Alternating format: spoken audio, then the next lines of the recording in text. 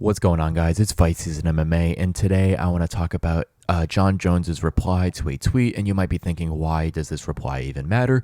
But Jon Jones hinted at him retiring after a fight with Stipe Miocic, and if this is true, this would be absolutely insane because we all want Jon Jones to fight Tom Aspinall. That is the fight to make in the UFC heavyweight division.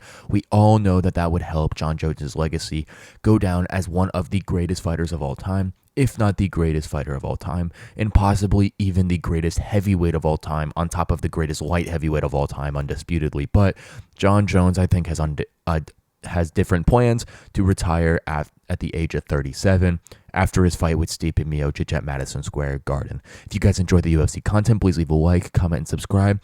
Please go down there and hit the post notifications button so you guys are always notified when I release and drop new UFC content and news.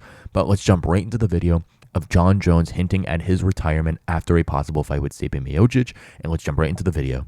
Okay, so just very recently on Twitter, Jon Jones responded to a tweet of someone saying something on Twitter, and I don't want to get into what he said because it had to do with Jon Jones's past of one of his bad accusations that went down. But Jon Jones said in his reply that he would be retiring, or that he would be retired at the age of 37 as the GOAT in the UFC and not have to work a day and again.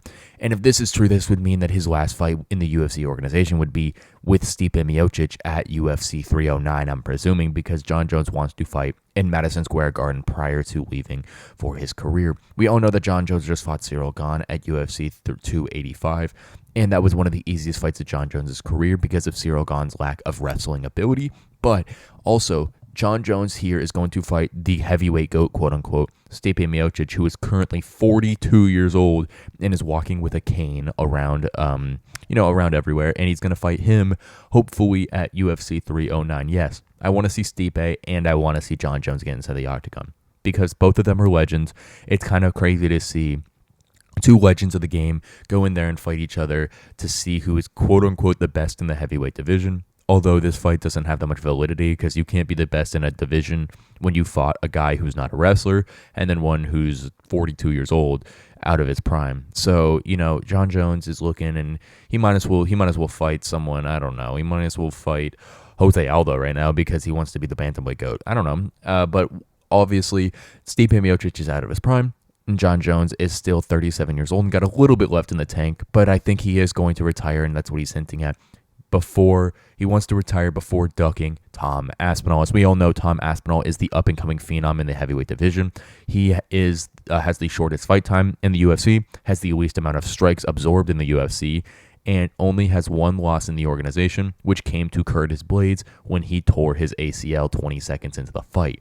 Now, why is this such a big deal for Jon Jones to really miss out on this fight with Tom Aspinall? And that is because you want to be able to prove that when you're the GOAT of a division, and that's what Tom Aspinall or Jon Jones is striving to do, you got to defeat the now and then the then.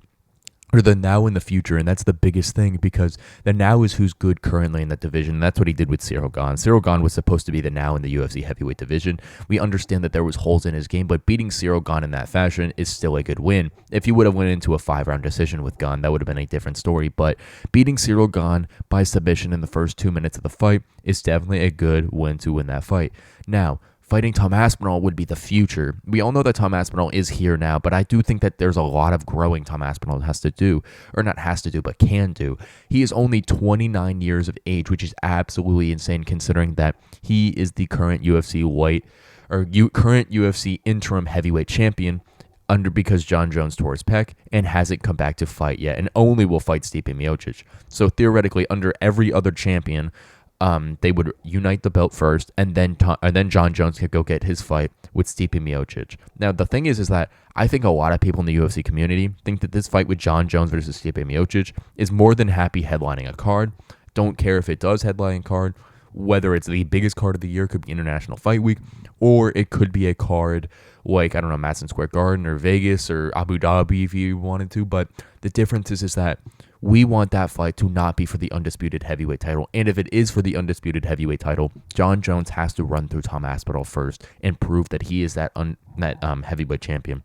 I think it's a consensus around the UFC organization that Tom Aspinall is the current and the actual heavyweight champion, because if you're defending your belt, then you're the champion. Jon Jones should really be stripped right now, and that is the ultimate case at hand.